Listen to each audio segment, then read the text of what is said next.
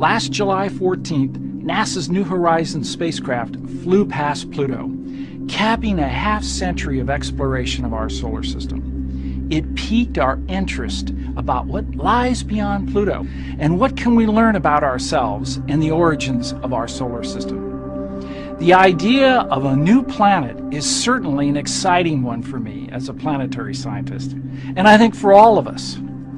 The January 20th paper in the Astronomical Journal is fueling our interest in planetary exploration and stimulating a healthy debate that's part of the scientific process. I couldn't be more pleased about what's happening. You know, it's all about starting the process that could lead to an exciting result. A whole new planet on the other side of Pluto. It's named 2012 VP 113, jokingly dubbed Biden. Get it? Corey Powers, editor-at-large for Discovery Magazine in studio. How you doing, Corey? VP Biden. Right, there we go. Correct on that. Two images show you. This is the arrow obviously pointing to it. But there are three dots on here. One is red, one is green, one is blue. Right. What's significant? So this is the actual Discovery image. Basically, two astronomers were looking, one little patch of sky very, very far away, looking for exactly this kind of thing. Stars don't move. Planets or anything that's like a planet does. So this is color-coded. This is what they saw on different nights. They're looking for one thing moving. They color-coded it to show that all these stars are staying still. This thing is moving, and the way it's moving... So this is just one... It's one object, color-coded. Is Pluto on this? Pluto's in a whole different part of the sky. So this is way out there. This is way out there. Well, this is more than twice as far away as Pluto. Unbelievable. Why does this matter, Corey? Well, there are two ways you can look at it. I think I look at it first of all as an exploration question. That we know where we are on Earth. We've mapped our planet. Our solar system is still terra incognita. It's full of surprises. This object is something that astronomers said shouldn't even be there. There's a whole other solar system beyond the planets that we know that are full of these things that are sort of planets, sort of comets. Some of them they call dwarf planets. That's what they're calling this one. What we're seeing is we're seeing our neighborhood. We're seeing what's around us. And then the second part, we're seeing where we came from. Mm-hmm. We're seeing where we came from. Mm-hmm.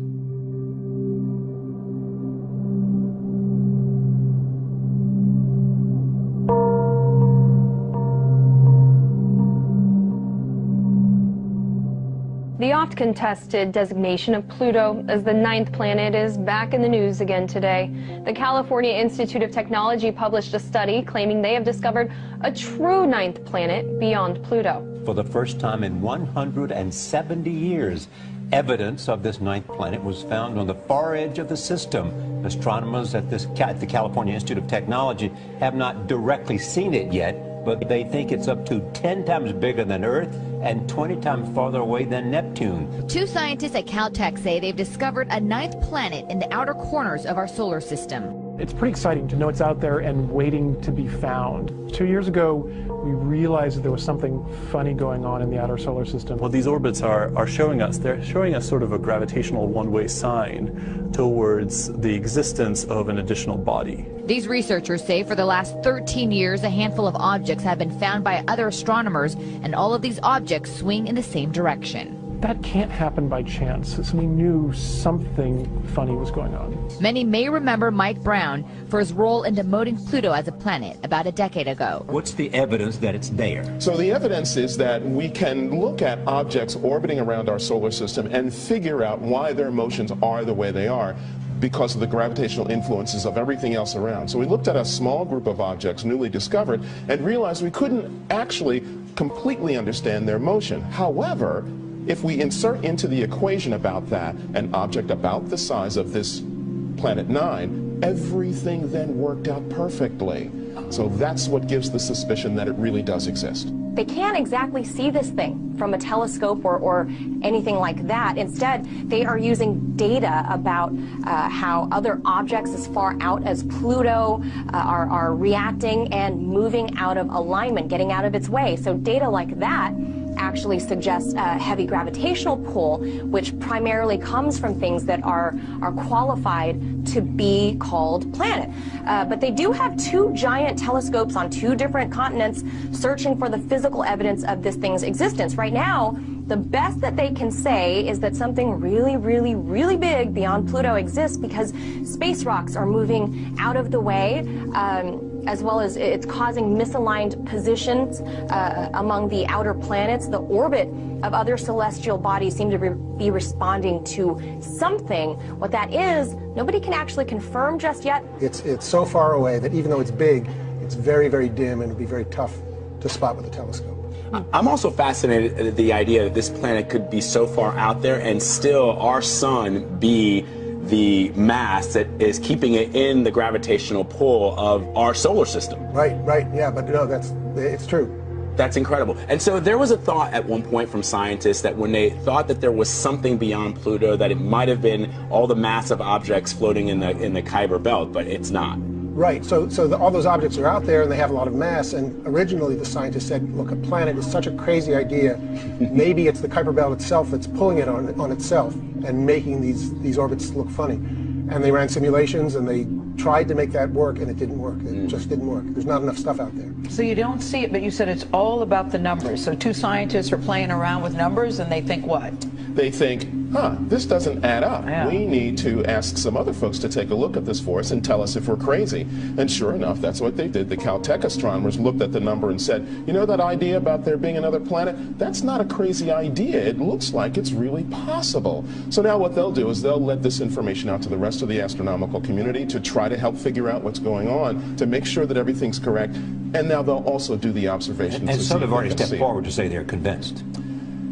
Well, yes, they are pretty well convinced now. They need the visual evidence to back it up because, as I said, the numbers don't lie. But the critics of this study say that it's possible that this large body is simply an ancient core of a gas giant that was ejected out to the farthest reaches of the solar system thousands and thousands and thousands of years ago. What does this tell us about our solar system? Well, one thing it tells us is that we don't really understand it as well as we thought we did.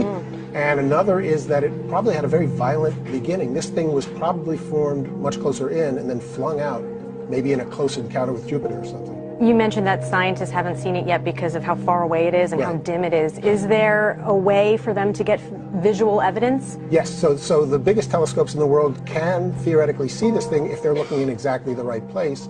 And with the publication of this new paper today, they are now going to start to look in earnest.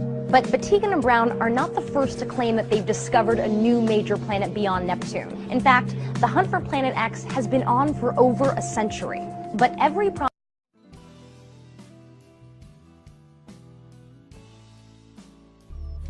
The story of a famous French astronaut delivering a terrible warning during a suicide attempt nearly a decade old.